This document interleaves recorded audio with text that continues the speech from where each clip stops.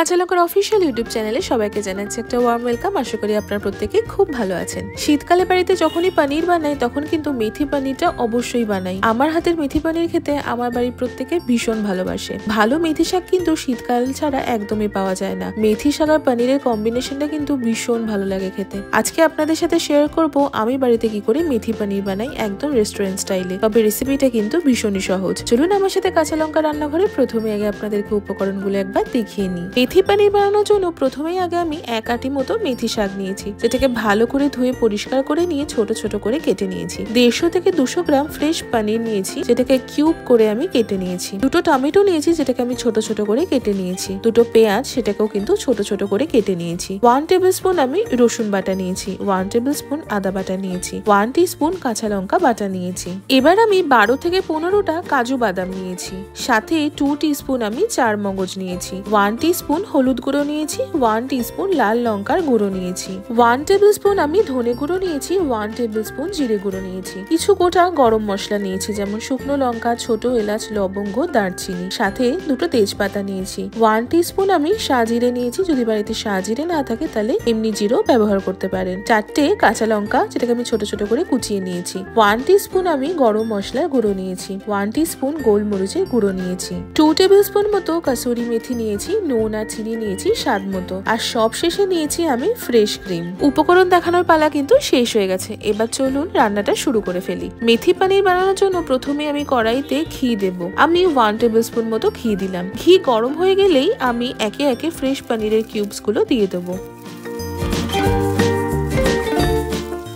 পনিরগুলোকে একটু ভালো করে ভেজে নেব। সাধারণত আমি যখন পনির রান্না করি তখন কিন্তু পনিরটা আগে থেকে ভেজে নিই না, তবে এই রেসিপিটাতে কিন্তু পনিরটা আগে থেকে একটু ভেজে নিতে হবে। কখনোই কিন্তু ওভার ফ্রাই করব না। হালকা একটু ভাজা হয়ে গেলে, হালকা একটা সোনালি রং আসলে ভেজে রাখা পনিরগুলো একটা প্লেটে আমি তুলে রাখবো। এবার ওই সেম কড়াইতে আমি 2 টেবিলস্পুন মতো সাদা তেল বা ভেজিটেবল অয়েল গরম করে নিয়ে তাতে প্রথমেই দিয়ে দিলাম সাজিরে, সাথে দিলাম তেজপাতা আর গোটা গরম মশলা। মিনিট খানেক ভালো করে সতে করে নিয়ে পেঁয়াজ কুচিটা দিয়ে দিলাম আর দিলাম লঙ্কা কুচি। এবার পেঁয়াজটাকে প্রথমে ভালো করে একটু ভেজে নেব। ভাজার মাঝে আমি দিয়ে দিলাম সামান্য একটু নুন আর দিয়ে দিলাম চিনি। পেঁয়াজ ভালো করে ভাজা হয়ে গেলেই আমি টমেটো কুচিগুলো দিয়ে দিলাম। টমেটোটা গলে আসা পর্যন্ত ভালো করে একটু রান্না করে নেব। দেখুন টমেটোটা কিন্তু সুন্দর রান্না হয়ে গেছে, বেশ গলেও আসছে। এবার আমি প্রথমে দিয়ে দিলাম রসুন বাটা, তারপর দিলাম কাঁচা লঙ্কা বাটা আর দিয়ে দিলাম আদা বাটা। কষিয়ে ভালো করে রান্না করে নেব যতক্ষণ না মশলা থেকে কাঁচা গন্ধটা চলে যাচ্ছে। মশলাটা ভালো করে কষিয়ে নিয়েছি, কাঁচা গন্ধটাও চলে গেছে। এবার পালা সব গুঁড়ো মশলাগুলো দিয়ে দেওয়ার। প্রথমেই দিয়ে দিলাম হলুদ গুঁড়ো, তারপর দিলাম লাল লঙ্কার গুঁড়ো, দিলাম জিরে গুঁড়ো, ধনে গুঁড়ো আর গোলমরিচের গুঁড়ো। সব গুঁড়ো মশলাগুলো দিয়ে ভালো করে মিশিয়ে একটু রান্না করে নেব মিনিট 2 মতন। মিনিট 2 পরে অল্প অল্প করে গরম জল ঢেলে মশলাটা একটুখানি কষাবো।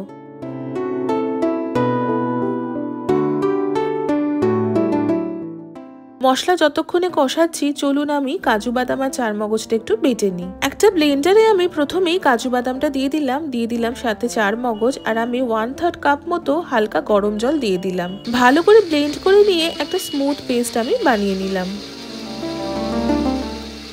এইদিকে দেখুন মশলা কষে গেছে, তেলও ছাড়তে শুরু করেছে। আমি এবার মেথি শাকগুলো দিয়ে দিলাম। মেথি শাকটা দিয়ে মশলার সাথে ভালো করে মিশিয়ে নিয়ে হাই ফ্লেমে রান্না করে নেব 3 থেকে 4 মিনিট মতন। দেখুন 3 থেকে 4 মিনিট পরে মেথি শাকটা কিন্তু সুন্দর রান্না হয়ে গেছে আর কোয়ান্টিটিটাও কিন্তু একদম কমে অর্ধেক হয়ে গেছে। এবার কাজু বাদাম আর চার মগজটা যেটা বেটে রেখেছিলাম সেটা ঢেলে দিলাম। ভালো করে মিশিয়ে নেব আর ওই সেম ব্লেন্ডার যেখানে কাজু বাদাম আর চার মগজটা বেটেছিলাম ওখানে 1 কাপ মতো গরম জল ঢেলে ভালো করে মিশিয়ে নিয়ে জলটা ঢেলে দিলাম। সাথে আমি আরো 1/2 কাপ মতো গরম জল দিয়ে দিলাম।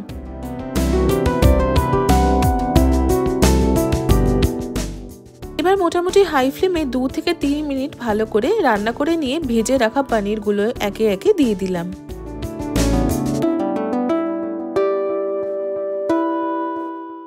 পনিরটা দিয়ে দেবার পরেই আমি কাসুরি মেথি দিয়ে দিলাম। এই কাসুরি মেথিটা দিলে কিন্তু একটা অপূর্ব সুন্দর ফ্লেভার আসে এই রান্নাতে। সাথে দিয়ে দিলাম স্বাদ মতন নুন আর স্বাদ মতন চিনি। পানিরের সাথে সবকিছু ভালো করে মিশিয়ে এবার হাই ফ্লেমে রান্না করে নেব 2 মিনিট মতন। মিনিট 2 পরে আমাদের মেথি পানির কিন্তু অলমোস্ট রেডি হয়ে গেছে। এবার আমি ওপর থেকে ফ্রেশ ক্রিম দিয়ে দিলাম, সাথে দিলাম গরম মশলার গুঁড়ো, হাফ টিস্পুন ঘিও দিয়ে দিলাম। একটা ফাইনাল মিক্স করে নিলাম, নিয়ে গ্যাসের ফ্লেমটা অফ করে দিলাম। আমাদের মেথি পানির কিন্তু একদম রেডি। চলুন সার্ভ করি মেথি পানির। আগে বলুন তো মেথি পানিরটা দেখতে কেমন লাগছে, একদম রেস্টুরেন্ট স্টাইল হয়েছে কিনা। তবে খুব সহজে কিন্তু বাড়িতে বানিয়ে ফেললাম। আপনারাও কিন্তু খুবই সহজে বাড়িতে মেথি পানির বানাতে পারবেন। আমি যেভাবে দেখালাম সেভাবে স্টেপ বাই স্টেপ ফলো করবেন, আর আমাদের অবশ্যই জানাবেন যে কেমন লাগলো আজকের এই রেসিপিটা। দেখা হবে আবারও একটা খুব সুন্দর রেসিপির সাথে। ততক্ষণের জন্য ভালো থাকবেন, সুস্থ থাকবেন, আর কাঁচা লঙ্কাকে এইভাবেই ভালোবাসা সাপোর্ট দিতে থাকবেন। See you soon and happy cooking.